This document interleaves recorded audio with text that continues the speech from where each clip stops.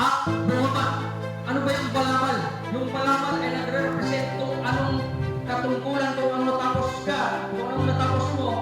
Katulad ng isang pulis, makilala lang yung pulis kapag nakasuot siya ng uniform ng pulis. Amen. Kapag nagtatrabaho ka sa McDo, naka-uniform ka rin. Hallelujah. Sa teacher naman, kung anong may uniform ka rin. Ang sabi nito, hinubad niya ang kanyang balabal. Ang balabal ay nagre-represent doon kung ano ang natapos mo, makikilala ka. Amen. Makikilala ka kung teacher ka o pulis ka, makikilala ka, pero hinubad ng hari ang kanyang balabal at bumaba. Amen. Bumaba sa abo. Ang abo ay nagre-represent sa buhay ng tao na walang magagawa ang tao kung wala ang Panginoon. Amen? Sa aklat ng Genesis 2:7, ano sabi daw?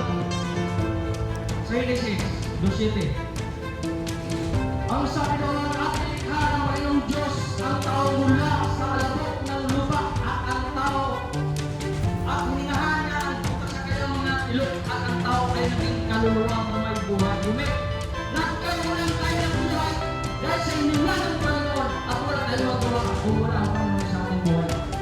Kaya kung ano man ang natapos mo, kung ano man ang kalagayan mo, kung ano man ang antas ng iyong buhay, pumamak ka at pumarap ka sa Panginoon upang sa ito ang plano ng tao sa ating buhay. Hindi nangyari na bumasak ang pansalita dahil doon pa lang sa hari, hinupat niya ang balabal para kilala na si hari. Ibig sabihin, kahit ano pa ang naabot mo sa buhay, kung wala ang Panginoon para sa iyo,